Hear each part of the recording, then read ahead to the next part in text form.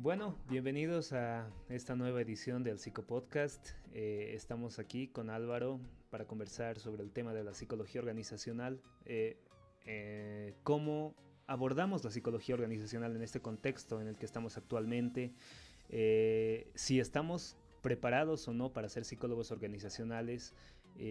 También vamos a tocar diversos temas como el upskilling, reskilling y bueno. eh, Voy a dejar un poco paso a Álvaro para que se presente. Álvaro, el micrófono es tuyo. Bueno, gracias. La verdad es de que estoy muy feliz de poder dirigirme en el podcast hacia los colegas, futuros colegas y las personas, ¿no? que están viendo la transmisión. Y bueno, felicitarles primero porque estos espacios y estas iniciativas son realmente muy valorables, ¿no? Bueno, mi nombre es Álvaro Gutiérrez, soy licenciado de la carrera de Psicología de la Universidad Mayor de San Andrés, promoción 2003 o por ahí, no recuerdo bien. Eh, Tengo un diplomado en psicología cognitivo-comportamental con especialización en recursos humanos. También tengo un diplomado en educación superior y bueno, algunas especialidades más en orientación vocacional, en recursos humanos y algunos cursos, ¿no? Bueno, he trabajado toda mi vida haciendo recursos humanos. Inicialmente, bueno, como todos los estudiantes de psicología, creo que lo inicial es lo clínico para todos, ¿no? Creemos que estamos con ese ámbito de trabajo hasta que descubrimos lo que es recursos humanos y bueno, hemos trabajado bastante en empresas nacionales, hemos hecho algunos trabajos con empresas internacionales también. Ahora estamos a cargo del Centro de Oportunidades Laborales de la Universidad Central, con un desafío muy lindo, muy importante, igual dirigido hacia recursos humanos. Y bueno, soy panelista de bastantes programas de televisión, radio. Me gusta mucho la investigación, hacemos investigación y bueno, rockero a muerte, por cierto, hincha del Tigre y no sé, ¿qué más? Bueno, tienes sobre todo tu campo de acciones en psicología organizacional, ¿no? Eso también veíamos en tu currículum. Y es un área bastante interesante. Yo creo que es algo que ha salido a la luz, justamente como dices, estos últimos años, porque antes no se hablaba mucho, solamente eran las tres líneas, ¿no? Social, educativa y clínica. Más Ujú. allá de eso, se sabía que había algo más, es un territorio desconocido, pero no se conocía muy bien. Y justo en estos últimos años, digamos, yo creo desde el 2011, 13, que la psicología organizacional ya se ha dado a conocer más en las universidades, también fuera de las universidades, en las empresas, en el área de administración de personal. Y bueno, eh, ha surgido junto con la psicología jurídica y forense, junto con la neuropsicología que ahora también está muy de moda. Ujú, Entonces, ujú. este campo de la psicología organizacional, ¿cómo es desde tu perspectiva? O sea, desde el trabajo que has hecho, desde cómo te has desenvuelto en el ámbito profesional, ¿cuál ha sido tu experiencia? Nosotros sabemos por teoría, digamos, que cuáles son los lineamientos básicos. O sea, vas a una empresa a hacer capacitaciones, talleres, ¿qué más? Podemos decir que hacemos selección de personal. eh, y bueno, lo conocemos de forma general, ¿no? Pero ¿cuál es el aporte del psicólogo a la organización cuando ingresa como un psicólogo organizacional? Y en qué campos Ujú. incursiona? Claro que sí, bueno, el entorno que tú pones es el clásico, ¿no? Y es muy cierto lo que tú estás diciendo. O sea, cuando nosotros estamos en la universidad, pensamos en las tres líneas, social, educativa y clínica. Y más allá de eso, bueno, aquellos años, mira, yo me remonto a los años que estaba en la universidad, no tocábamos el tema de la psicología laboral, antes conocida como psicología industrial, no nos olvidemos de eso, ¿no? Ni siquiera se le Ujú. conocía como En psicología los inicios, organizacional, sí. ahora está, ¿no es cierto? Ahora está ya más metido el tema de la gestión del talento, incluso ya hay otras teorías más metidas que es el mindfulness y demás, ¿no? Que bueno, vamos a hablar más adelante. Entonces, el tema principal acá es de que nosotros siempre vamos a entrar en desventaja, ¿no? O sea, yo me he sentido los primeros años que entraba a recursos humanos, de que entraba en una desventaja bien fuerte, porque las empresas normalmente para el área de recursos humanos tomaban administradores de empresas, que era un plus para ellos. ¿Por qué? Porque el administrador de empresas te hace las planillas de sueldos, te hace los aportes a AFPs, te hacen todo el tema de administración de recursos humanos, ¿no es cierto? Entonces, el tema de nosotros los psicólogos es, ¿por qué entramos en desventaja? Porque poco o casi nada conocemos al respecto, porque nuestra preparación está más ligada hacia el ser humano, ¿no es cierto? Hacia lo intangible, hacia el pensamiento y demás. Ujú. En cambio, el administrador está más ligado a lo tangible, digamos, a los procesos que eran útiles para ese entonces, ¿no? Entonces, ¿qué es lo que pasa? Y aquí va un primer consejo, la preparación que nosotros tenemos que tener como psicólogos laborales. Si bien el aporte que nosotros podemos dar es todos los procesos ya de gestión de recursos humanos, ¿no ve? Haremos esa división, la administración y la gestión de recursos humanos. Nosotros como gestores de recursos humanos o gestores de talento humano, tenemos que conocer todos los subprocesos de recursos humanos, que implica reclutamiento, selección, inducción, capacitación, formación, especialización, ¿no es cierto? Ver todo el comportamiento global del trabajador, evaluaciones de rendimiento, tomas de decisiones que son muy importantes para nosotros, cosa de que la empresa surja, ¿no? Entonces, ¿qué es lo que nosotros, qué es lo que yo he tenido que hacer, ¿no? Refiriéndome un poco a tu pregunta de cómo veo las cosas, mira que he tenido que tomar cursos de Excel inicialmente, ¿no? Y es algo que nunca pensé hacerlo. Hemos tenido que capacitarnos bastante en el tema laboral, en las leyes laborales, en la Ley General del Trabajo y demás, y estar súper actualizados al respecto, porque cualquier decisión que tú vayas a tomar tiene que estar basada, obviamente, en el tema de las leyes, ¿no es cierto? Porque puedes afectar o puedes violar una norma y eso te va a dar en contra en la organización, ¿no? Entonces, realmente, como te decía, entramos en una desventaja bien fuerte, pero esa desventaja tiene que ser nuestra fortaleza, ¿no?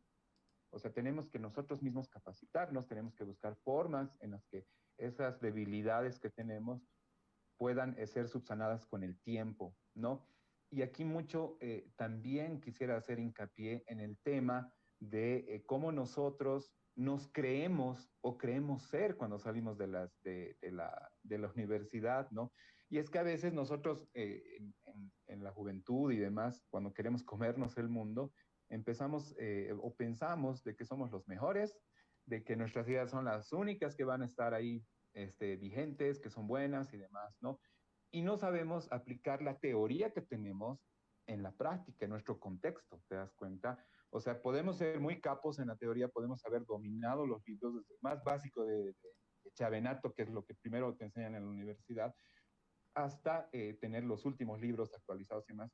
Pero si tú no sabes aplicarlo en el contexto, entonces ya estamos en un problema bien fuerte, ¿no? El trabajador boliviano piensa distinto al trabajador mexicano, al trabajador argentino y demás. Ojo, ojo, y ese es un problema bien grande, porque nosotros consideramos, o sea, tenemos tanta teoría de afuera que pensamos que esa teoría nos va a funcionar acá y no hacemos la prueba, ¿no? Empezamos a dar discursos y discursos y discursos y ese es un problema grande, ¿no? Otra de las desventajas que tenemos, ¿no?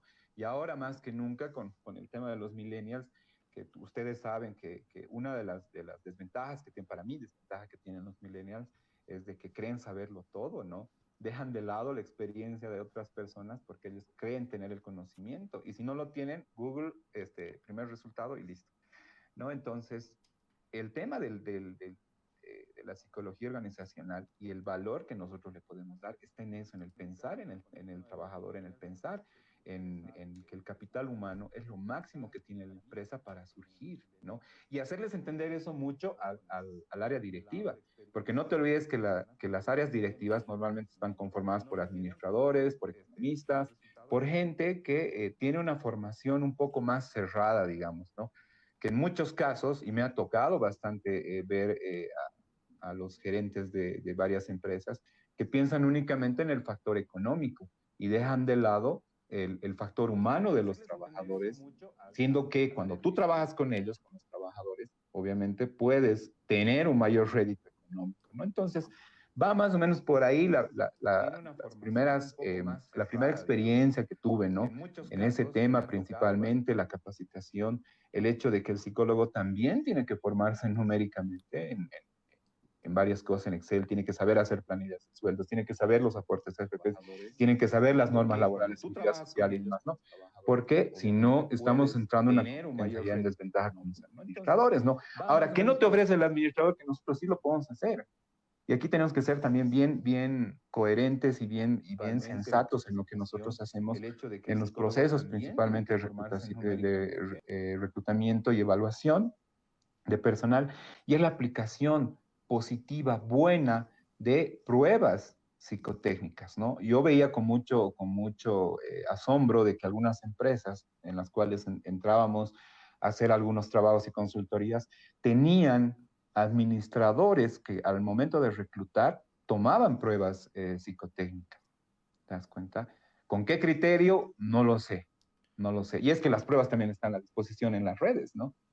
Y ese es el otro gran problema, de que estamos en una generación donde el download es la palabra principal, ¿no? El copy-paste ya es parte de tu vida cotidiana. Y nosotros tenemos que hacer una psicología boliviana, una psicología laboral, una psicología clínica, una psicología social, una psicología de grupos, pero boliviana.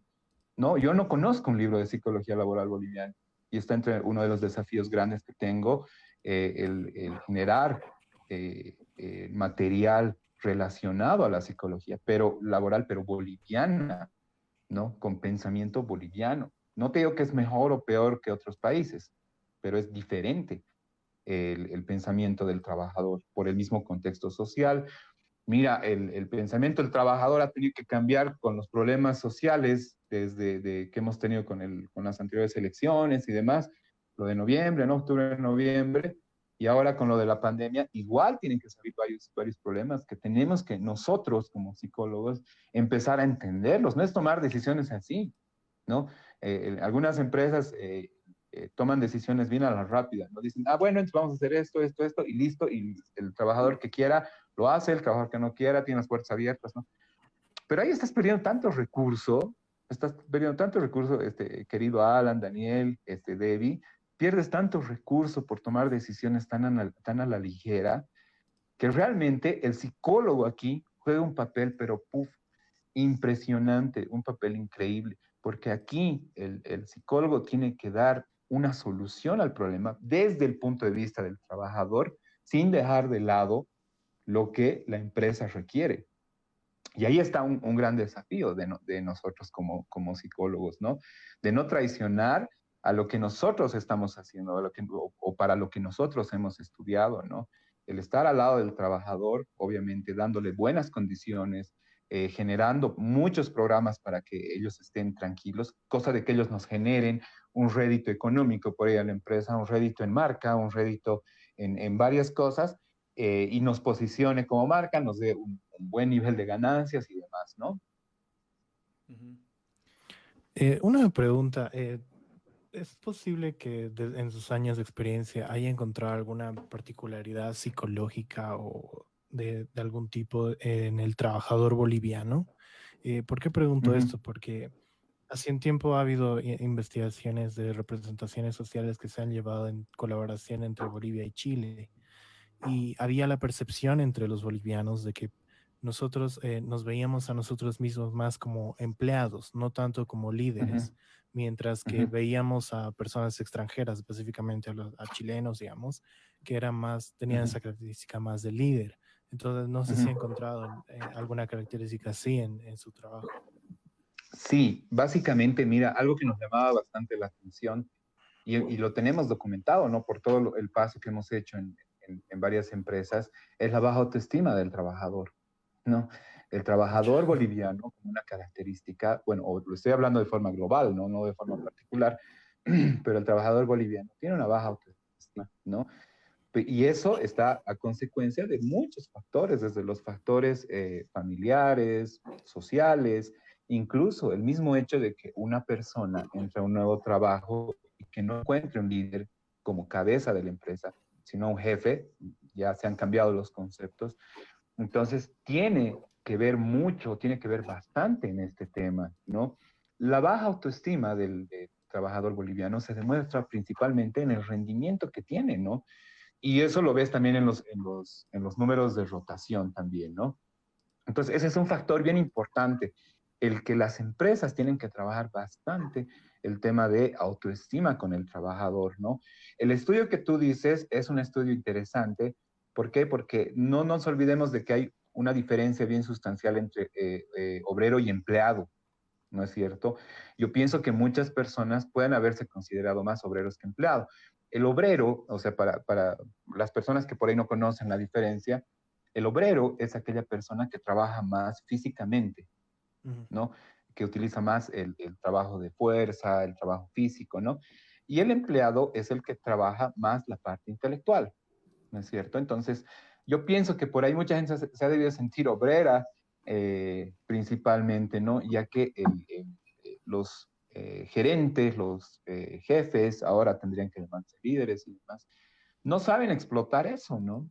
Y eso debería empezar principalmente en los procesos de reclutamiento y selección, ¿no? En los procesos de reclutamiento y selección ya hay muchas empresas que mantienen los criterios, pucha, de hace 1000 años, te diré, ¿no? Y eso a mí personalmente me da rabia, me da bronca, ¿no?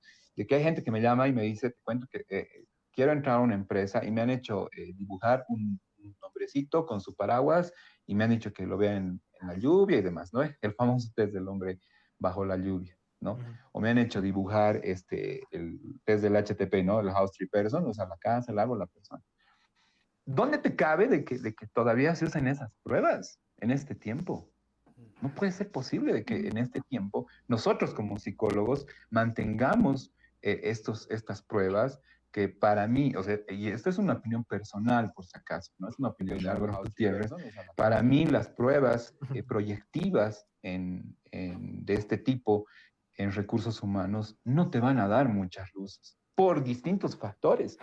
Tú sabes que para tener una prueba proyectiva tienes que tener ciertas características dentro del ambiente, ¿no? Entonces, ¿qué pasa con el trabajador o con el futuro trabajador que está yendo a una entrevista? Va a la entrevista, a la prueba psicométrica y resulta de que la oficina no tiene luz, resulta de que el mal evaluador le da una hoja cuadriculada, le da un bolígrafo y listo, ¿no ve? El mismo hecho de la presión misma de que está por conseguir o que quiere conseguir un trabajo, quiere generar dinero, quiere generar esto y demás, ya no permite que las circunstancias sean las ideales para tomar eh, una prueba proyectiva. ¿Te das cuenta? Entonces, en estos tiempos ya no podemos pensar así, ya no podemos trabajar así. Tenemos que empezar a trabajar con otro tipo de pruebas. Tenemos que empezar nosotros mismos a generar nuestras pruebas, querido Daniel. O sea, nosotros, ¿por qué no podemos hacerlo? Si lo hemos hecho en nuestras tesis, ¿no ve? Cuando teníamos que hacer pruebas, hemos tenido que hacer los procesos, los jueces TRI y demás, y teníamos que hacer nuestras. ¿Por qué no podemos hacerlo de nuevo? ¿Por qué nosotros no podemos medir lo que realmente queremos medir como empresa? ¿Por qué tenemos que medir cosas que otras empresas miden y que los bajamos del internet y demás, ¿no? Entonces, cuando tú mides, por ejemplo, este tema, si muchas empresas midieran este tema de la autoestima con el trabajador, automáticamente el encargado de recursos humanos, que es psicólogo, te tendría que generar como empresa un plan para que cuando entre esta persona y con los trabajadores que ya están ahí trabajando, se pueda mejorar este tema de autoestima, ¿no? Cosa de que más adelante el trabajador bien motivado, con buena autoestima, con una empresa que sabe que lo respalda, pueda generarte un mejor trabajo, tienes mayor productividad, ¿no es cierto? Tienes lo que se llama, lo que muchos critican, el ponerse la camiseta, o para mí la identificación con la empresa, y puedes generar muchas mayores cosas, ¿no es cierto? Y eso lo hemos puesto en práctica en varias empresas y nos hemos dado cuenta que sí funciona. Nos hemos dado cuenta que sí funciona. Y la clave aquí del psicólogo en recursos humanos está en el acompañamiento al trabajador y a la parte directiva, ¿no? No es nomás estar con el puesto de jefe y dirigir todo desde el escritorio. ¿Para qué te sirve estar en el escritorio? Tú tienes que estar ahí con tus trabajadores. Tú tienes que conocer de lo que te dice el trabajador. Tienes que escucha activa con el trabajador. Tienes que saber lo que los jefes quieren, tienes que saber la misión y visión, pero al toque de la empresa, para saber conjuncionar eso y llegar a un buen acuerdo con los trabajadores, para llegar a buenos planes, para darle lo que los trabajadores necesitan, lo que la empresa necesita y proyectar esta empresa más adelante, ¿no? Mm. Volviendo un poco a esta parte de la aplicación de las pruebas por parte de administradores de empresas Uh -huh. o otro personal directivo que no necesariamente esté capacitado en esto y no conocen. ¿No te parece un poco que estas pruebas son aplicadas por estas personas porque justamente son muy sencillas, o es muy fácil Uh aplicarlas -huh. y pues Uh -huh. se tiene esa concepción de que tal vez también es fácil interpretarlas de acuerdo al manual, de acuerdo a, qué sé yo, alguna interpretación que han visto por ahí de la persona bajo la lluvia, por ejemplo, en internet, que si se marca la cabeza Uh sufre -huh. agresión, o si se marca esta parte de la mano sufre agresión, Uh -huh. y cosas por el estilo. Entonces,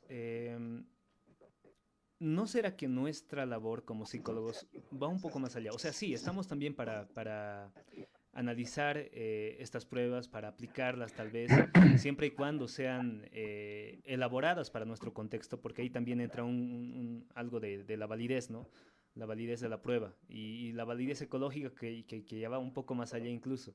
La validez de la prueba es pues, si realmente se ha hecho el estudio en nuestra población o en una población similar a la nuestra. Y la Exacto. validez ecológica va un poco más allá, que es aquella validez que evalúa, valga la redundancia, de si este test, independientemente de la población a la que haya sido aplicada o con la que se haya construido, está midiendo realmente lo que debería medir. Y entonces, Uh -huh. Uh -huh. tal vez nuestra labor como psicólogos va un poco más allá, y a eso quiero dirigirme, a hacer en el ámbito organizacional algo así como investigadores, a aplicar pruebas, pero pruebas realmente que realmente midan lo que queremos, las variables que queremos medir. Exactamente, No sé si exactamente. Y tienes alguna para eso, experiencia al respecto en tu labor. ajá, sí, y yo concuerdo bastante con lo que dices tú y es lo que te decía hace rato, ¿no? De Ujú, que nosotros, ¿por qué no podemos generar nuestras propias pruebas? ¿No es cierto? Podemos hacerlo, tenemos la población, si estamos en el área de recursos humanos, pucha, mejor aún, ¿no? Mejor aún. El tema de nosotros como evaluadores, y sí tienes razón, hay 1000 tutoriales de pruebas psicotécnicas, ¿no es cierto? ujú. Incluso hay empresas que todavía te ponen ahí las computadoras para los trabajadores, el trabajador ingresa ciertos datos y la computadora te bota el resultado, ¿no? Qué difícil. Oye, querido, qué difícil de que una computadora pueda decidir eso. ¿Cuál es la labor que nosotros tenemos como psicólogos de recursos humanos? La evaluación, la correcta evaluación de lo que queremos medir, eso obviamente está basado en el análisis del puesto que tú quieres hacer. Tienes que tener ya tu manual del puesto, tienes que saber exactamente qué va a hacer el trabajador en el puesto, ¿no? En puesto de supervisor. Tiene que ver lo que tiene que hacer la fuerza de ventas, por ejemplo, tiene que supervisar los números, tiene que supervisar el ruteo y demás. Entonces, de acuerdo a eso, de acuerdo al perfil del puesto que tú tienes, querido Alan, tienes que generar recién una prueba o tienes que ver qué prueba puede medir las habilidades que te está pidiendo el puesto, ¿no? Entonces nosotros como psicólogos, aparte de esta medición, tenemos que ser también bastante sensatos en las entrevistas. Tenemos que tener una relación, tenemos que lograr una relación bien fuerte entre pruebas, tenemos que ver una relación entre entrevistas y obviamente el tercer punto importante es el assessment center, que ahora se lo conoce, ¿no? El assessment center para mí era la prueba en cancha, ¿no? Entonces, ponerle situaciones reales a los candidatos y de acuerdo a eso ir viendo, ¿no? En la experiencia que yo tengo, querido Alan, veía mucho este tema de las pruebas que ya no son válidas en recursos humanos. ¿Por qué? Porque ya están contaminadas. Si tú pones en el Google qué pruebas son las más usadas en reclutamiento y selección de personal, te va a salir la lista de las 10 más usadas y listo. Te preparas, te dicen cómo tienes que dibujar, qué tienes que poner en este punto, qué tienes que hacer esto y listo. Viene el trabajado, el candidato te llena, como te he dicho, el tutorial y la persona que es administradora de empresas o que no conoce de esto va a agarrar y va a decir, este es el mejor candidato y listo. Y no mide nada más, nada más. ¿No ve? Y es ahí donde entra nuestra labor de entrevistar al candidato, saber sus habilidades, medir todas sus competencias, ponerle en la situación y de acuerdo a eso generar un criterio, hacer un análisis de todo eso, ¿no? El comportamiento organizacional lo tenemos que tener aquí, los psicólogos organizacionales. El comportamiento organizacional es clave para nosotros, ¿no? Antes de que esté en la empresa y cuando esté en la empresa. Porque el comportamiento organizacional lo puedes medir con tus trabajadores, lo puedes medir cuando estás en la empresa, pero ¿y qué pasa del comportamiento organizacional que tiene el candidato? Muy pocos autores hablan de eso. ¿Cómo un candidato se comporta antes de una entrevista y después de? ¿No? Es como la etapa del noviazgo. El chico que quiere conquistar a una chica va a mostrar todo lo mejor, ¿no es cierto? Y eso lo debe saber bien la Debbie. No, mentira. Entonces, el chico que quiere conquistar a una chica muestra todo lo mejor, muestra lo más lindo, o sea, es perfecto, un poco más, ¿no?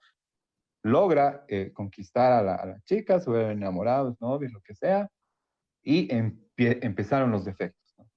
Pero tú no eras así, ¿no? Pero es que, pucha, nosotros tenemos que tener esa capacidad de predecir lo que puede pasar.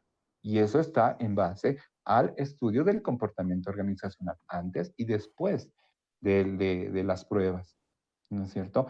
Nosotros, en todos los años que hemos trabajado, hemos visto de que hay mucho de esto, mucha gente sobrepreparada, digamos, ¿no? O exageradamente preparada.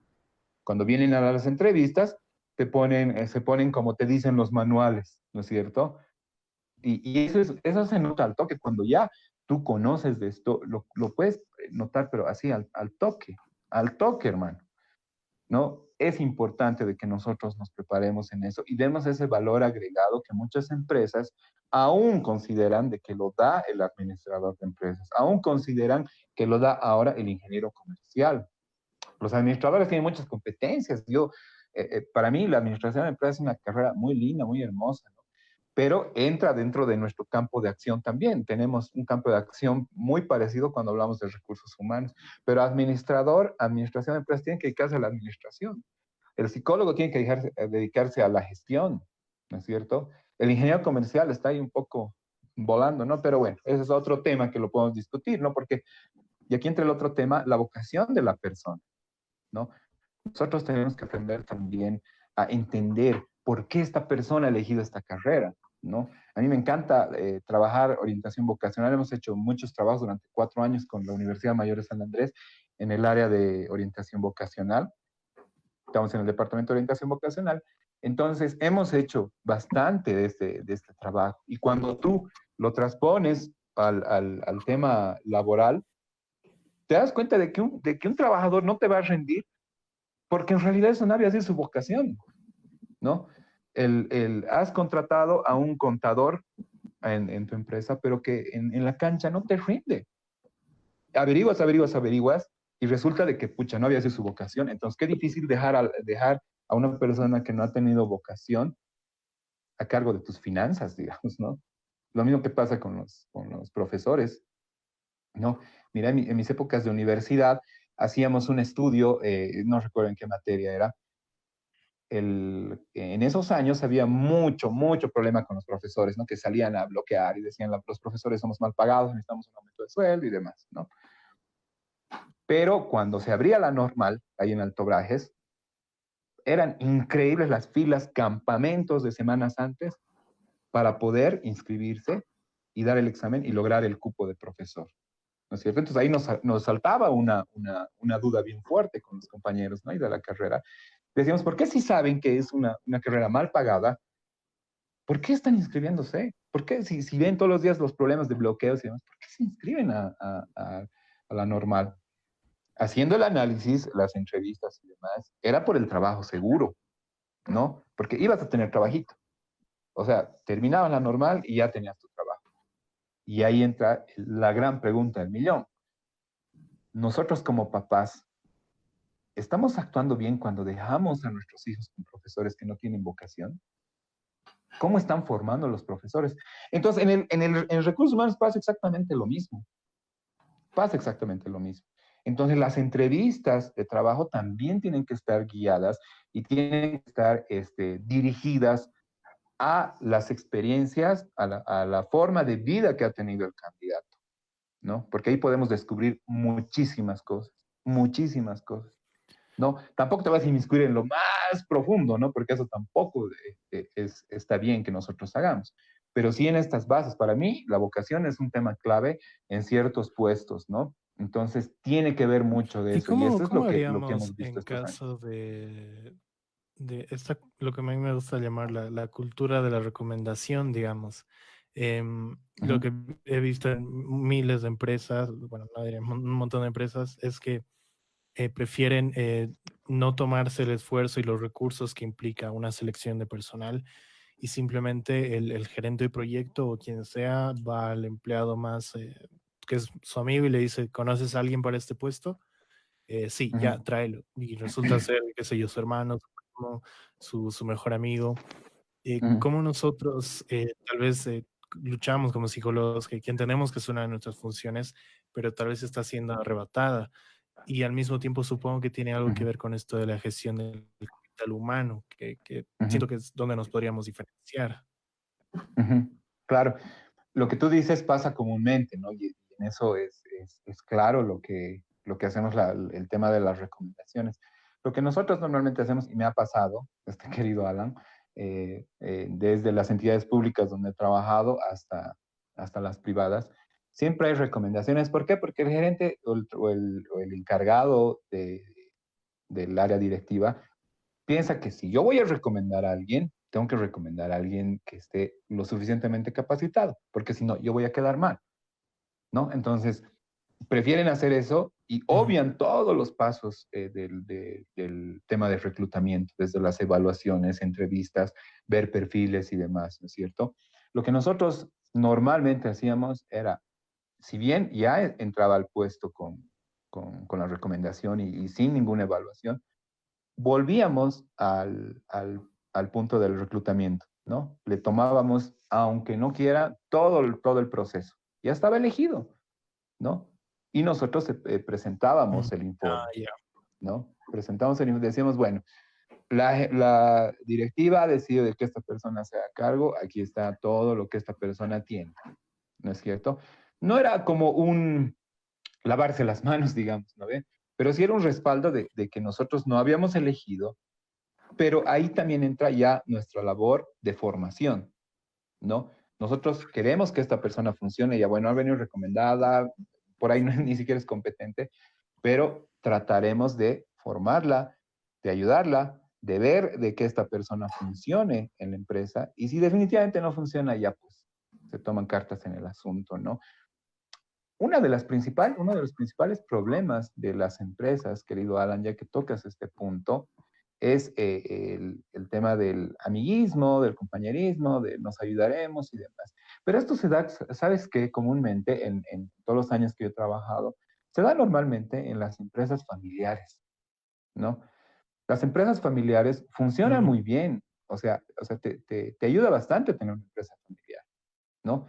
Donde, no sé, el papá esté a cargo, los hijos en la parte de mandos medios y demás, te funciona muy bien, ¿no? Cuando lo sabes llevar adelante. Cuando no te funciona una empresa familiar, cuando la familia, como sabe que tienes el respaldo, no se prepara. Ahí está el problema, ¿no? Y toman decisiones que son muy a la ligera, toman decisiones que son muy subjetivas, toman decisiones que están basadas en el Google, ¿no? Yo me he chocado bastante con eso, querido Alan, aunque no creas. Hay empresas que aún toman sus decisiones a partir de lo que dice el Google, ¿no? Hay empresas lideradas por gente que ni siquiera tiene estudios superiores, que no está mal. No, no te digo que no, tienen que estudiar. pero tienen que prepararse, por lo menos en cómo llevar adelante este tema de empresa. ¿Por qué? Porque al final tú sabes de que las decisiones de la parte directiva nunca van a estar mal. ¿Quiénes van a tener la culpa? Van a ser todos los de abajo, desde el trabajador hasta quien no es de la familia. Entonces, aquí hay ese problema en Bolivia. Hay muchas empresas familiares. Tú sabes, hay un estudio bien interesante de hace un año más, no, del 2018, perdón, 2 años, donde del 100%, digamos, de empresas que están activas en el país, por lo menos el 35%, perdón, son de empresas familiares. Te das cuenta, un número bastante alto. Y es que así empiezan a conformarse, ¿no? Entonces, creo que ahí está también uno de los grandes problemas y uno de los grandes desafíos que tenemos nosotros como psicólogos organizacionales, ¿no? El pelear contra decisiones que no son las mejores a partir de una poca preparación. Entonces, nosotros tenemos que tener todos los argumentos válidos para demostrar que una decisión buena está fundamentada en varios aspectos, ¿no? Álvaro, hablando un poquito, digamos, de tu experiencia, ¿no? Como psicólogo organizacional, ¿cómo ha sido tal vez lidiar con jefes que no han querido incluir alguna idea tuya, ¿no? Por ejemplo, tú nos hablabas de grupos de autoestima y que ayudan a mejorar las habilidades, pero sabemos que hay muchos que toman como que no, esas cosas no existen o no, que vamos a mejorar. Entonces, ¿cómo ha habido esa apertura para que tú, digamos, puedas llegar a conformar una idea y poder hacérsela saber a alguien o al jefe y que ésta diga ya, hagámoslo, te doy todo lo que necesitas para que tú lo hagas? ¿Cómo ha sido eso? Es una muy linda pregunta. Voy a irme a mis primeros años en recursos humanos, donde logro una amistad bastante cercana con el gerente, que era administrador, no, sí, era administrador de empresas, y él agarra y me dice, porque yo presento un plan de ascensos, ¿no? Promociones y ascensos para los trabajadores, basados en una escuela, en capacitaciones que ellos tenían que tomar voluntariamente para que puedan ir ascendiendo, ¿no? Entonces, cuando se presentaba un puesto vacante, el trabajador tenía que presentar a cuántos cursos que nosotros dábamos ha ido. Y el que más cursos tenía, el que mejor puntuación tenía en sus exámenes, podía tener un chance mayor, ¿no? Él no consideraba eso. Esta persona, este gerente, consideraba de que quien tenía que hacerse cargo de alguna supervisión cuando había alguna vacante o de algún puesto superior, tenía que ser la persona más antigua, ¿no? ¿Por qué? Porque la persona más antigua ya conoce la empresa, conoce cómo funciona y demás, ¿no? No se basaba en las competencias. Un día le propongo esto y él me dice, no, eso no te va a funcionar. Entonces, ¿qué ha pasado? Como éramos bastante amigos, hicimos una apuesta, no vas a creer. Hemos hecho una apuesta, yo le te apuesto una cena para vos y para tu familia que va a funcionar. Y él me dice, ¿te apuesto lo mismo? ¿A que no? Listo. Hemos quedado en la apuesta, nos hemos dado un plazo de 4 meses y las cosas han ido funcionando. ¿Te das cuenta? Ha sido a partir de una apuesta primero. Posteriormente, ya con más experiencia, nosotros presentábamos resultados de lo que se había hecho en otras empresas. Nosotros presentábamos casos incluso de empresas de afuera donde se había hecho un plan similar, ¿no? Presentábamos partes incluso teóricas de bibliografía donde respaldaba lo que nosotros queríamos hacer, ¿no?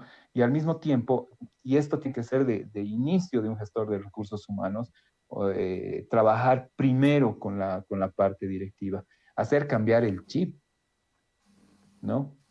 Reunir a una junta directiva, reunir a todos los gerentes de área por parte de un psicólogo organizacional, es lo peor que te puede pasar al principio. Porque todos te dicen, no, pero ese psicólogo, o sea, está loco, ¿no? El psicólogo y demás, y nadie quiere venir, y todos piensan que la empresa es para producir dinero, que es su primer pensamiento, ¿no? Entonces, reunirlos y cambiarlos el chip tiene que ser una idea base en recursos humanos, con el área directiva, ¿no? Primero. Una vez de que tengas ya el cambio del chip con el área ejecutiva, gerencial, recién puedes tener ya un lineamiento, una idea de lo que puedes hacer. Y ahí obviamente te van a soltar recursos, porque trabajar sin recursos también es un problema. Es un problema. Y es para los chicos, yo te digo, el tener recursos en el Departamento de Recursos Humanos, tener un fondo que puedas disponer hasta para la cosa más pequeña, para ellos es pues, pucha, lo máximo, lo máximo, te digo, ¿no? En una empresa pequeña teníamos todos los calendarios de cumpleaños, ¿ya? Entonces, ¿de qué nos encargábamos? Nosotros les dábamos una tarjeta y un muffin por su cumpleaños, firmado por el gerente general, ¿no? O sea, ni siquiera el gerente tenía le daba la gana de firmar, le hacíamos firmar el feliz cumpleaños y los trabajadores te recibían, pero pucha, así se está acordando de mi cumpleaños, digamos, ¿no ve? Entonces eso te generaba un compromiso tan lindo, o sea, realmente era a veces en los primeros años hasta querías llorar, digamos, ¿no ve? De cómo la gente reaccionaba, pero esas cosas a veces los directivos no lo entienden, ¿no? Ellos se van mucho al tema económico y ahí está nuestra labor de gestores del talento, hacer que el trabajador se identifique con nosotros, se identifique con la empresa, sepa que la empresa le respalda, ¿no? No tenemos que llegar tampoco al sentimentalismo, obviamente, ¿no? De que yo amo a mi empresa y mi empresa me tiene que amar tampoco, porque es una relación obrero-patronal únicamente, donde podemos generar algún lazo por ahí de comunicación mayor, un lazo de cariño por ahí un poco mayor, sin olvidar lo que nosotros somos, ¿no? Empresa y trabajador, ¿no? Tampoco nuestra labor está en que el gestor de talento, el jefe de recursos humanos que es psicólogo, tiene que hacer que los gerentes lo amen al trabajador y el trabajador lo ame al jefe. Tampoco, ¿no? Esa sería una falacia para todos nosotros, pero hay gente que todavía cree eso, ¿no? En recursos humanos. Hay gente que todavía piensa que el psicólogo tiene que hacer que todos se quieran, que todos se amen, que todo sea una taza de leche, que todos trabajen lindo y listo, ¿no? Pero ahí tenemos el otro gran desafío. Bien. Vamos a ir a unas preguntitas del público. Claro que sí. A ver, una es de Karina Sánchez. Dice, ¿cómo podemos trabajar con nuestros colaboradores para generar seguridad y confianza a la hora de volver a las actividades laborales pasada esta época de cuarentena sanitaria? Súper. Primero empezar a generar confianza desde el puesto en el que estás, o sea, desde el lugar en el que estás. Si tú, Karina era, ¿no? Si Karina, por ejemplo, sí, trabaja en recursos humanos, empieza a hablar con tus trabajadores, empieza a generar reuniones informales con ellos, no de trabajo, no los llames para, a ver, evaluaremos, a ver qué están haciendo, cómo están sus números, cómo están sus ventas y demás, no. Sino reuniones informales para ver cómo nos está llevando la cuarentena, cómo estás con tu familia, a qué actividades te estás dedicando. Generaremos un ambiente de mayor confianza con ellos en esta época. Primero, como base, ¿no? Cosa de que cuando volvamos a la normal, bueno, no va a haber normalidad, ¿no? O sea, la vida ha cambiado ya a partir de la cuarentena. Pero una vez que retomemos nuestras actividades, ya va a ser más fácil, ya el trabajador va a estar más consciente de que tiene una persona que se ha preocupado por ellos en la época de cuarentena, generar bastantes planes de seguridad para el trabajador, porque tú sabes que la confianza y la seguridad están llevadas así de la mano, ¿no? Entonces, ahorita la seguridad del trabajador está basada en las medidas de bioseguridad que te va a dar la empresa, ¿no ve? Entonces, preocúpate por su bioseguridad, habla con ellos, ¿no? Tampoco tomes decisiones muy a la ligera. Habla con ellos respecto a los planes de seguridad que tienes que tener. El reacomodar tu oficina también es importante a la hora de volver a tus actividades, porque nada va a volver a ser lo mismo, como decimos. Y esas decisiones tomarlas con tu equipo de colaboradores, ¿no? No las tomes a la rápida. No impongas. Ese es un concepto bien clave que tenemos que tener nosotros los psicólogos organizacionales. No tienes que imponer nada, ¿no? Nosotros tenemos que conciliar con los trabajadores. Obviamente, en nuestra opinión, o como empresa, tiene que ser fundamental y sobre eso negociar, ¿no? Entonces, hablar bastante con los trabajadores, negociar bastante las cosas, ser creativo en las formas de comunicación con las que tú puedes generar confianza y tranquilidad con los trabajadores, ¿no? Todos tienen messengers internos en las empresas, medios de comunicación con los que pueden chatear y demás. Entonces, dales cada día un argumento por el que su participación sea valiosa en la empresa, ¿no? Dales una medida de seguridad diaria, ¿no? Por el Messenger una vez que ya estén retomando actividades. Dales algún elemento que les sirva de recuerdo a los trabajadores de que la empresa está pensando en ellos, ¿no? ahora que están todas las empresas tienen que tener equipos de bioseguridad y demás, ¿por qué no hacer tus equipos de bioseguridad con el nombre del trabajador y con el nombre de la empresa? ¿No? Y aquí entra un estudio bien lindo, voy a hacer un paréntesis, ¿ya? Un estudio bien lindo que dice, esto es de Inglaterra, que cuando tú pones el logo de tu empresa y el nombre del trabajador juntos, puede generar un mejor impacto en el trabajador. Porque normalmente aquí está el logo de la empresa y aquí está tu nombre, ¿no ves? Como el de la policía, aquí está la policía y aquí está tu nombre. Es que pasa si tú pones los dos en un lugar, ¿no? Puede generar una mayor eficacia, ¿no? Eso con un estudio bien reciente. Y otra preguntita más que nos decía Grisel Argandoña, ¿las pruebas grafológicas son válidas para la selección del personal o también se puede considerar que están contaminadas? Las pruebas grafológicas sí son bastante válidas, ¿no? Un saludo a Grisel. Las pruebas grafológicas te ayudan bastante, siempre y cuando tú des las condiciones para hacerlo, ¿no? Clave para un gestor de recursos humanos estudiar por lo menos la base de la grafología, ¿no? Tienes que dar elementos claves al postulante para que él pueda tener un ambiente en el que la prueba grafológica sea medible, sea calificable de una forma objetiva, ¿no? Tú sabes de que en la iluminación, por ejemplo, para mí la iluminación es clave en un proceso de reclutamiento y selección. Mucha gente se puede reír, ¿no? Pero para mí es clave la iluminación, ¿no? Para mí es clave el tener los papeles ahí en la mesa. Y a veces mucha gente ya está preparada para algunas pruebas, pero la idea también de nosotros es hacerles pisar el palito, ¿no? Nosotros teníamos que ser tan capos, ¿no? Tan capos, y eso a mis alumnos les enseñaba algunos tips de cómo generar, digamos, por ejemplo, el tema para estudiar el tema grafológico, una escritura hacia la rápida, sin que la piense el trabajador, hacer ciertas circunstancias, cosa de que él lo pueda hacer, ¿no? Tenemos que pensar hasta en eso nosotros, tener hasta un grado de actores, si quieres, para medir a tu trabajador, ¿no? Porque la psicología organizacional a veces suele ser bastante ingrata, ¿no? Bastante ingrata. Porque cuando tú contratas un trabajador que está funcionando, el beneficio o el mérito, digamos, es de la empresa, ¿no ve? Pero cuando tú la pelas, que puede ser también, ¿no? Porque tiene cierta lotería también esto. Cuando tú la pelas, pucha, qué mal ese psicólogo. ¿Ves? ¿Para qué hemos contratado psicólogos? Teníamos que contratar un administrador en este puesto, él hubiera medio mejor. Básicamente eso. Bien. Y la última es de Mariola López, que nos pregunta qué técnicas se utilizarían para trabajar las competencias socioemocionales. Las competencias, perdón. Socioemocionales. Socioemocionales. Obviamente, para trabajar las competencias socioemocionales, primero tenemos que hacer el diagnóstico, ¿no?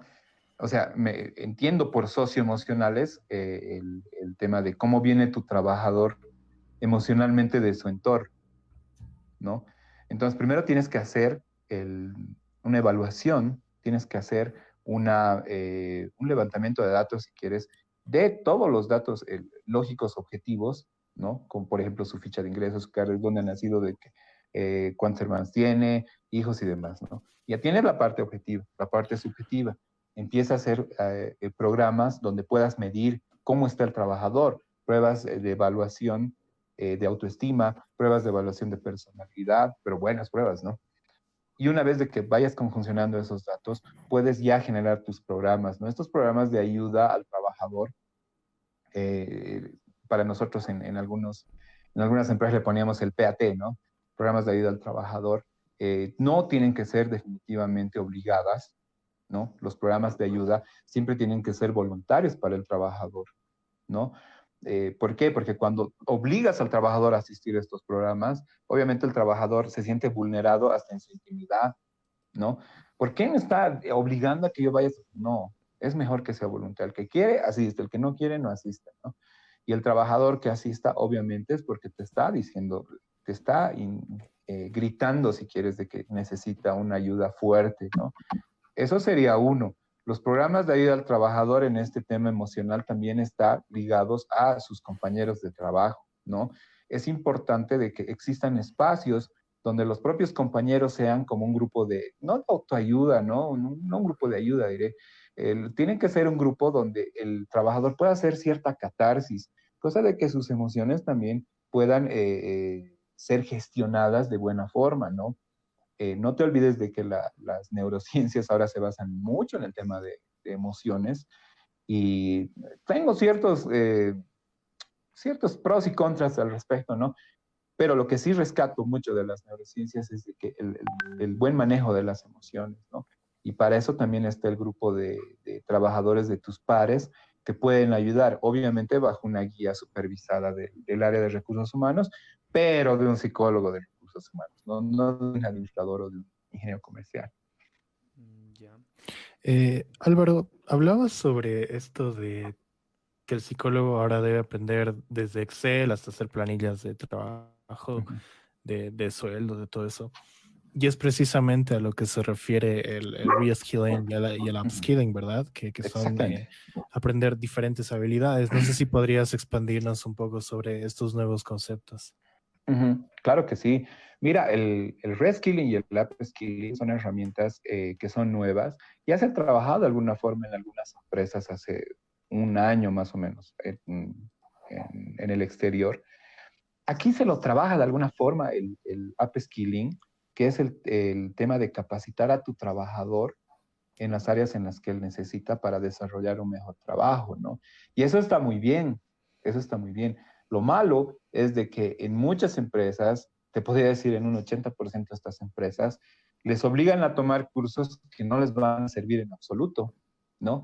O les obligan a tomar cursos de afuera, o les obligan a tomar cursos que ni ellos mismos han medido que puede significar. Entonces, para mí, en lo que yo trabajo básicamente con las empresas y demás, para mí es importante de que las empresas puedan manejar el upskilling de una forma ordenada.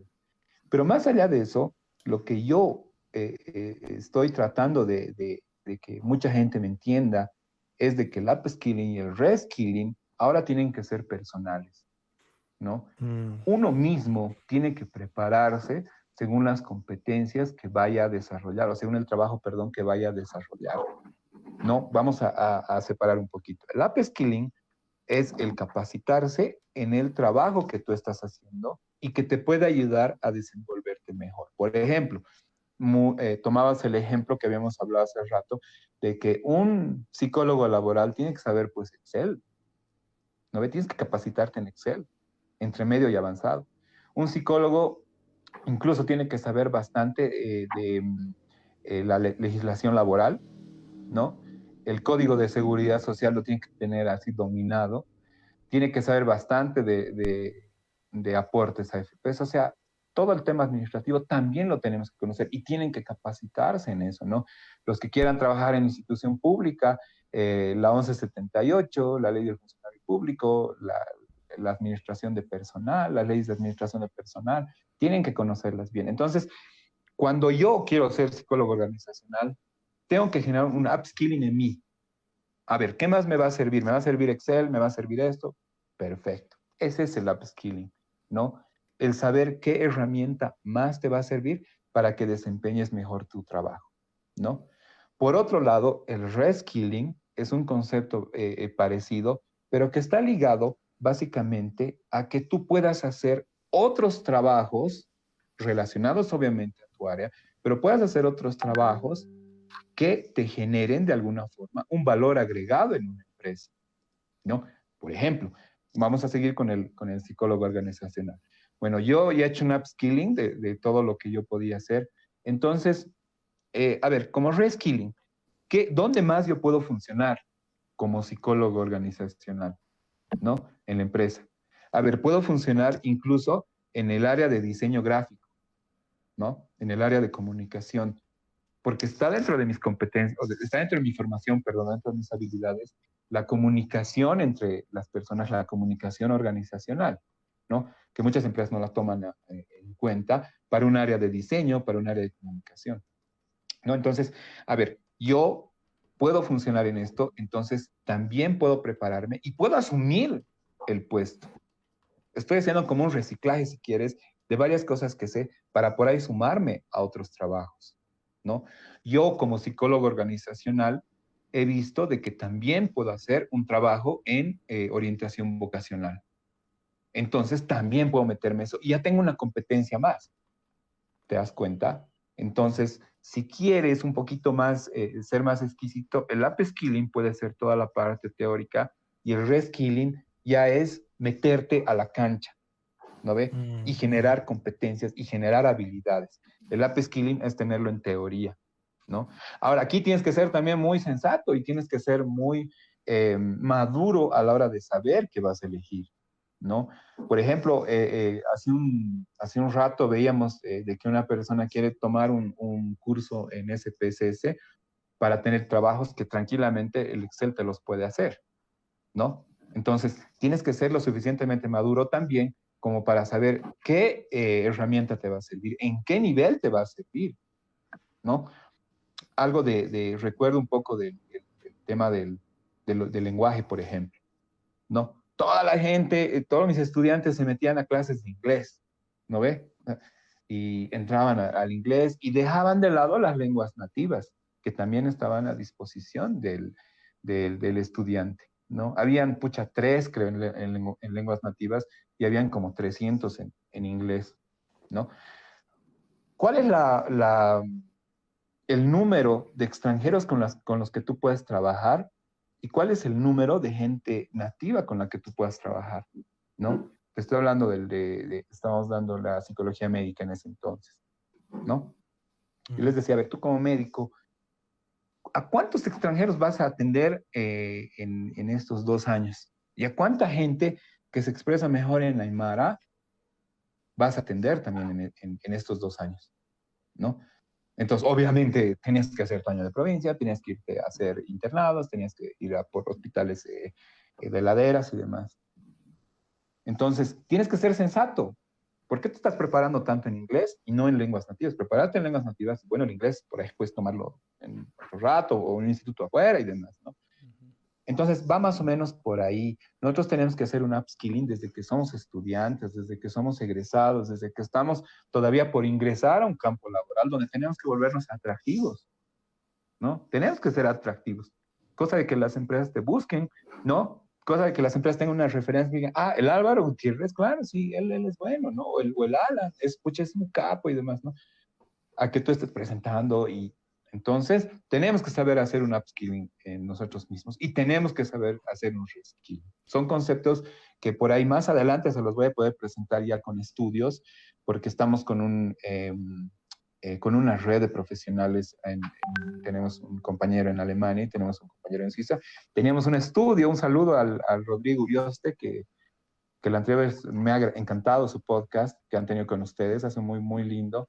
Tenemos un trabajo pendiente con Rodrigo desde Canadá y hemos coordinado un poco el tema teórico. Bueno, más adelante por ahí se dan sorpresas, ¿no? Genial. Yo creo que esto del upskilling y del reskilling son habilidades que, bueno, vienen como anillo al dedo, por usar una expresión, en este contexto de la pandemia, ¿no? Porque eh, está obligando a muchos profesionales que antes no habían tocado tecnología, digamos, no usaban tanto la tecnología, los está obligando a adoptar las nuevas tecnologías, a hacer videoconferencias, tratar de implementar el teletrabajo, aunque ha sido de una forma muy abrupta, que no es lo óptimo, Sí, de sí. tratar de implementar el teletrabajo en las organizaciones, tratar de generar también estas relaciones que se dan en la oficina de forma natural, pero que mediante videoconferencias o mediante llamadas es un poco difícil de replicar, las relaciones informales, digamos estas charlas de café, estas charlas de cuando vas a la fotocopiadora y hablas de temas tal vez intrascendentes, o surge una nueva idea que te lleva a hacer algún progreso en la empresa, ¿no? Y bueno, yo creo que estas dos habilidades hay que pensarlas, hay que aplicarlas en este contexto y no sé qué otras cosas nos podrían servir y cuál es el reto del psicólogo en este contexto de pandemia. O sea, ¿qué es lo que nosotros deberíamos hacer? ¿Cómo cambia nuestro trabajo? Porque nuestro trabajo también ha cambiado.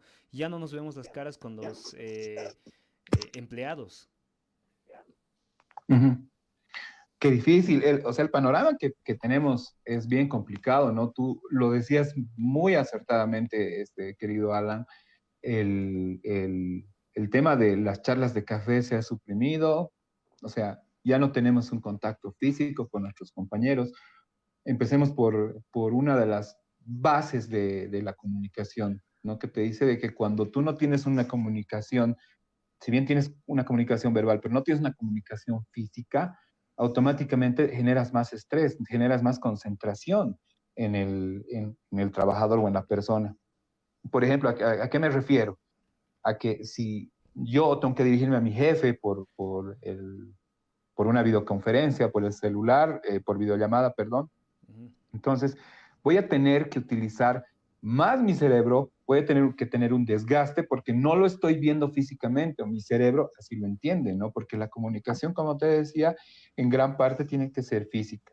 Entonces, uno de los grandes retos que tenemos, para un poco ir cruzando lo que me decías, uno de los grandes retos que tenemos como psicólogos organizacionales en este tiempo es generar un buen nivel de comunicación entre la parte directiva, entre nuestros trabajadores, generar un buen ambiente de trabajo, si quieres, o sea, qué complicado, ¿no? Que no estás ni siquiera en el trabajo y tienes que generar de que todos estén bien, pero ahí entra nuestra creatividad, ¿no? ¿No es cierto? Ahí entra nuestra capacidad de jóvenes, principalmente ustedes, digamos, a los que nos están escuchando, nos están viendo y que quieren dedicarse a esto.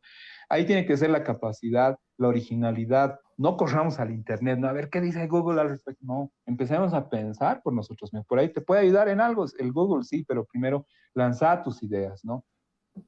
Como primer punto. No nos olvidemos de que el teletrabajo, querido Alan, ha llegado para quedarse. Ujú. ¿No ve? O sea, aunque todo vuelva a la normalidad, el teletrabajo está aquí para quedarse, ¿no? Obviamente que yo les voy adelantando un mal escenario, ¿no? De las empresas. Como las empresas quieren mayor productividad tuya, entonces después de tus 8 horas de trabajo te va a mandar capacitaciones por video.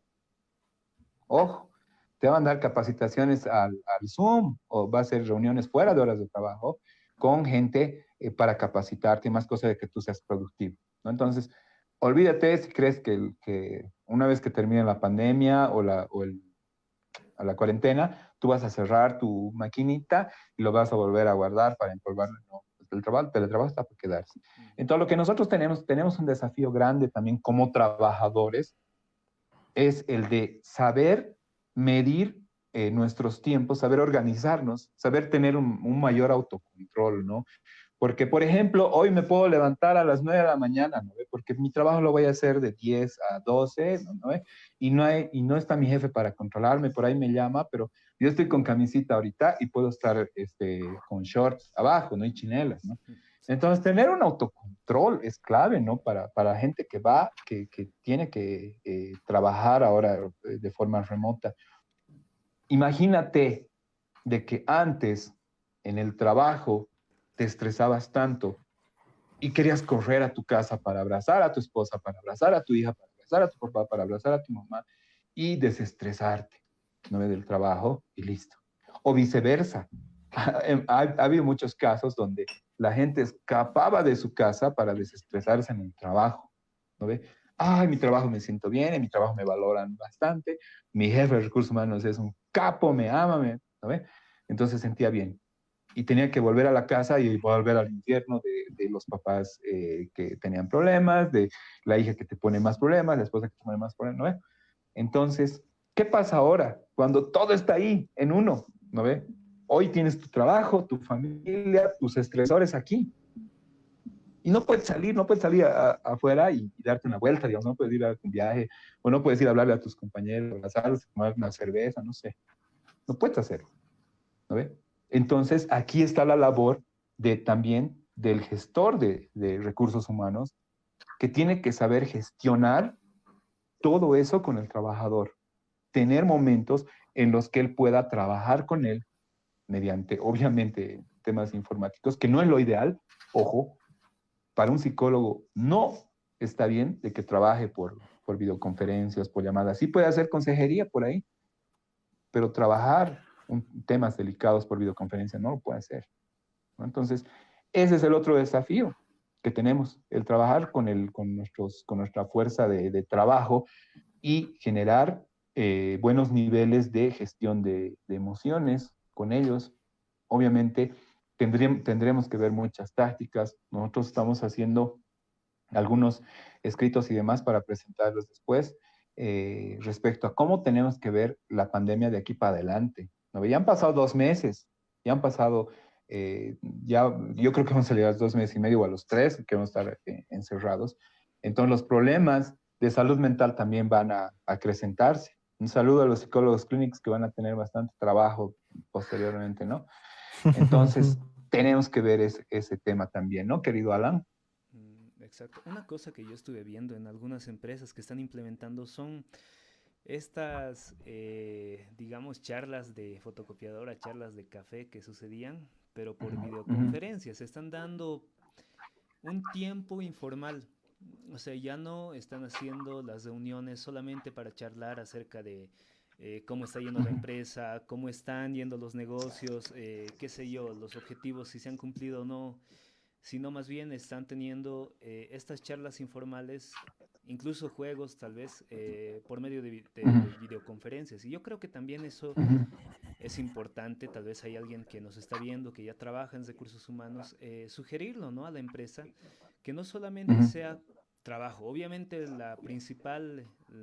principal objetivo de una empresa es generar recursos, cumplir los objetivos, pero también está esta parte humana, no somos máquinas, y eso es lo que rescato de nuestra labor tal vez en el área organizacional, de recordar a los trabajadores y a los empleadores, a los dueños de las empresas, que tenemos esta parte humana que es muy, muy, muy importante, no solo para mantenernos estables emocionalmente, sino también para la productividad, porque equipos que se conocen mejor trabajan mejor. Entonces, tal vez sería bueno, volviendo al punto, me perdí, recomendar a las empresas esto, ¿no?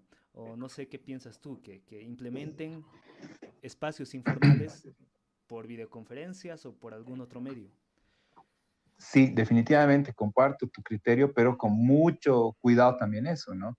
¿Por qué? Porque sí, he visto algunas empresas y algunos amigos me comentaban, ¿no? Me llamaban y me decían, Álvaro, te cuento que después de las reuniones vamos a tener un tiempo donde podemos hacer lo que queramos, vamos a presentar, no sé, como talentos, digamos, ¿no ve? Si queremos vamos a cantar cada uno, si queremos vamos a tocar algo, vamos a presentar a la familia, ¿no ve? Entonces estaba bien, hasta ahí todo bien. Yo digo, qué bien, lindo, ¿no ve? Se escucha bien. Pero el motivo de su llamada no era para contarme eso. Me decía, ¿qué tengo que hacer? Porque mi jefe va a estar ahí. Está ahí también en el grupo el jefe de recursos humanos, que es psicólogo. Entonces, por ahí me están midiendo, por ahí me están evaluando, ¿no ve? El psicólogo por ahí dice, está haciendo esto, entonces, esta es su personalidad, hay que votarlo, digamos, ¿no ve? Entonces, podemos generar mayor estrés, ¿te das cuenta? Me parece genial esa idea y sí, se comparte, pero tenemos que hacerlo de una forma en la que el trabajador obviamente no sienta que está siendo evaluado, no sienta que está siendo observado, ¿no? Por ejemplo, hacer pequeños grupos donde no esté inmiscuido el jefe, ¿no ves? Donde tengamos a una persona a la de más confianza. Tú te vas a hacer cargo de la reunión de hoy, no en un grupo muy, muy pequeño, porque un grupo grande también te genera mucho, mucho estrés, ¿no? ¿Por qué? Porque en el grupo grande está la changa con la que le tengo bronca, está el chico que me tiene bronca, está la chica que me gusta, está el chico que, ¿no ve? Entonces puede generarte mayor estrés. Entonces, los grupos pequeños, ¿no? Por ahí un grupo de 5 o 7 personas que lleguen a un acuerdo en qué actividad van a hacer por videollamada. ¿No ve? Podemos, a ver, haremos un playlist en la nueva aplicabilidad que tiene el Spotify, de que podemos tener una lista cooperativa donde podemos escuchar la música al mismo tiempo, que es lo nuevo que hace acá Spotify y que lo están aprovechando algunas empresas, ¿no? O lo mismo con el House Party de Netflix, ¿no? Donde podemos seleccionar las mejores películas y nos vemos cada miércoles a las 4 con nuestro grupo de amigos y nos ponemos en video con el teléfono y vamos opinando de la película. Si es que hay una escena chistosa, obviamente nos reímos y el escuchar la risa de tu compañero también te va a ayudar. Ujú. ¿No ve? Entonces, hasta eso tenemos que saber, ¿no? Es bueno lo que tú planteas, querido Alan, y sí, he visto de que se implementa mucho, pero eso tiene que ser con mucho cuidado, ¿no? Porque puede ser un generador de mayor estrés con la empresa, ¿no? Imagínate de que estamos en una reunión informal los cuatro y de repente viene la Belita, que es mi hija, y mete su cabeza, ¿no? Yo digo, ay, puta, mi jefe va a decir de que mi hija está metida en mi trabajo y no sé qué, y no sé cuánto. Entonces, estrés, estrés, estrés, estrés, estrés, ¿no? Depende mucho de la Entonces, cultura, ¿no? De la cultura de la empresa también. Y si tienes obviamente jefes que son como dragones, ujú, difícilmente te vas a poner a soltarte, te vas a expresar libremente. Creo que también ujú. pasa algo similar en el ámbito educativo, que tratan algunos docentes de implementar espacios informales, pero está ahí el docente y es Sí, complicado, ¿no? uf, Darte, súper difícil. darte la libertad de hacer algunas cosas. Exacto. Entonces, sí, yo creo que habría que ver la cultura organizacional y si no existe, tal vez crear esos espacios, crear esa confianza con los jefes y, bueno, tal vez es un poco de nuestro trabajo, ¿no? Tenemos que ver Ujú, cómo evaluar a la empresa y cómo, cuáles son los aspectos en los que se podría mejorar. ujú. Ten cuidado con la confianza igual del trabajador. ¿Sí? O sea, Ya. el generar confianza con el jefe, ¿no? Es bien complicado, te puede jugar muy en contra. ¿Por qué? Porque al final tú puedes generar un malestar terrible en la organización porque tienes más confianza con el jefe, ¿no? Y el jefe también tiene que saber la confianza que tiene que tener con cada uno, ¿no? Tampoco es bonito ser jefe, No. querido Alan, ¿no? Nosotros somos seres humanos, somos seres sociales, que por ahí podemos encajar mejor con una persona y podemos encajar menos con otra, ¿no Ujú. ve? Pero tenemos que tener ahí bien claro el tema de la justicia, el tema de la igualdad, el tema del respeto con todos los trabajadores, ¿no? Porque la excesiva confianza puede generarte, como te digo, un malestar bien fuerte, ¿no? Puede surgir incluso malos entendidos con las empresas, ¿no? Y se ha dado, a mí me ha pasado en algún momento, de que había una mayor eh, confianza con ciertos trabajadores, entonces dicen, ah, no, aquí hay algo raro, ¿no ve? Entonces hay que pensar muy bien las cosas cuando las estés haciendo, hay que trabajar de una forma equitativa, de una forma justa, pero sin descuidar tu parte emocional, sin descuidar la parte social que tú tienes como sociedad, te digo, donde puedes encajar mejor con otras personas, ¿no? Un problema bien latente que ha pasado, y mira, ahorita estoy recordando esto antes de la cuarentena en recursos humanos, es de que el jefe o la parte directiva comparta con la parte operativa, ¿no? Ese es un problema que lo venimos arrastrando desde hace mucho tiempo, porque muchas personas dicen, ah, yo comparto con los trabajadores para que ellos me tengan confianza. Ujú. ¿Te das cuenta? Pero ahí hay un problema bien fuerte, porque el trabajador en muchos casos puede pensar de que el mensaje es distinto. Puede pensar de que el mensaje es de que, ah, el jefe está de nuestro lado, entonces yo puedo hacer lo que me da la gana, tengo el respaldo del jefe. ¿Te das cuenta? Entonces, hay bastantes circunstancias en las que el gestor de talento humano tiene que poner algunos puntos, tiene que generar manuales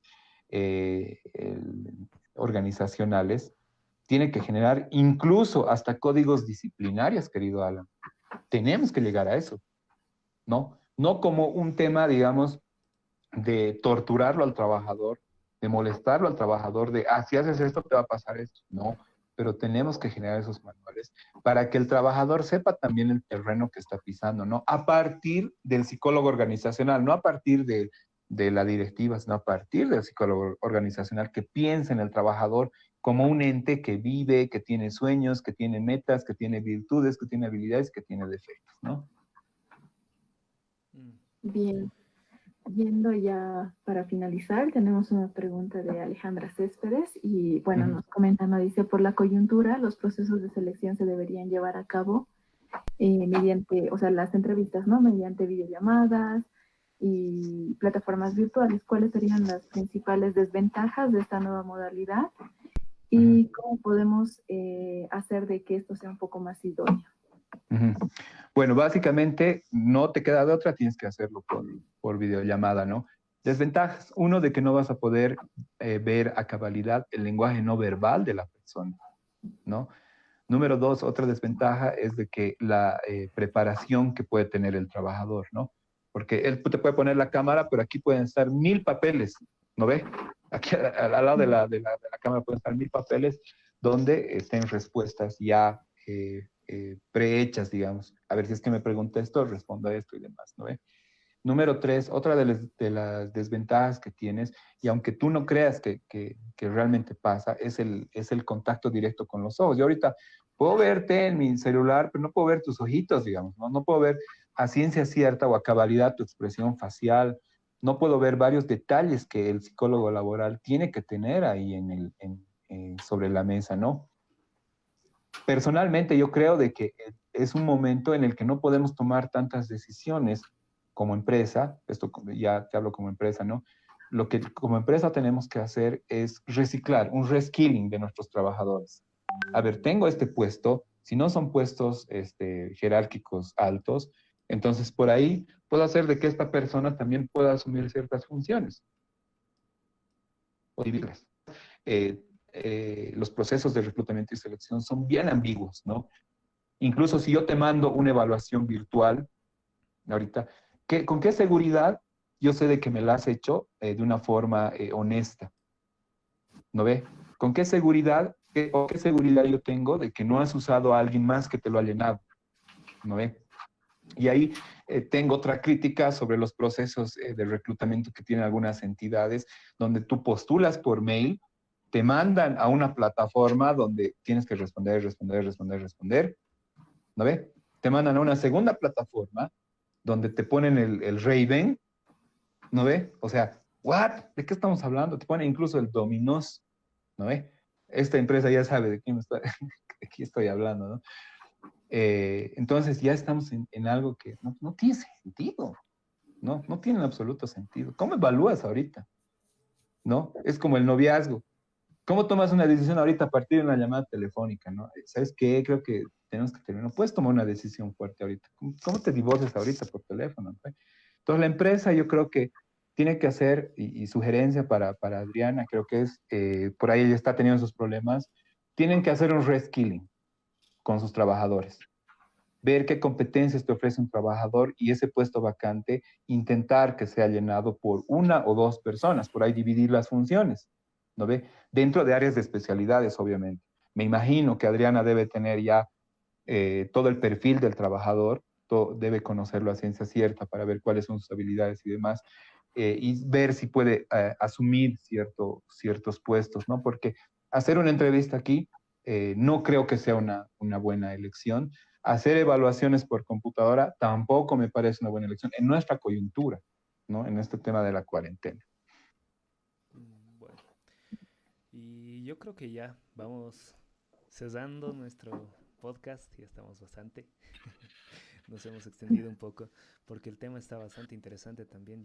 A mí me gustaría quedarme hablando una hora más, pero tenemos que cortar. Eh, yo creo que vamos a tener también otra reunión, tal vez, como dijiste, para hablar esto de el reskilling, upskilling, lo que están haciendo con Rodrigo de Urioste en Canadá. Y bueno, todo el trabajo que tú estás realizando, tal vez cuando ya tengas los resultados, también te pedimos que vengas a compartirnos tu experiencia, tus resultados, los estudios que has hecho. Y bueno, muchas gracias por participar en nuestro psicopodcast, Álvaro. Gracias, Debbie, gracias, Daniel, por estar aquí también.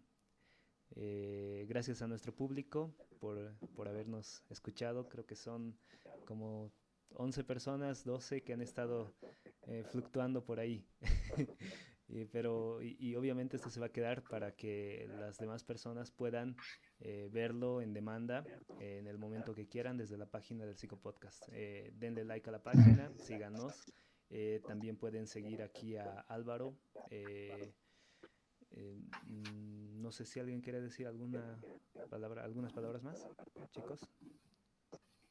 Agradecer, ¿no? Que se haya tomado el tiempo para poder hablarnos un poquito de lo que es la psicología organizacional, que muy poco tenemos entendido, ¿no? En la carrera, ya que no hay mucha información. Y bueno, sí, esperamos que podamos tenerte pronto con otros temas que pues estén a disposición del público y muchas gracias de verdad, Álvaro. No, pues bueno, el gusto ha sido mío. Realmente este es un tema que me apasiona, que he ido desarrollando, mira, ya casi 20 años, 18 años, y nunca va a terminar, ¿no ve? Nunca va a terminar. Hay que seguir haciendo un upskilling. Yo sigo haciendo mis upskillings.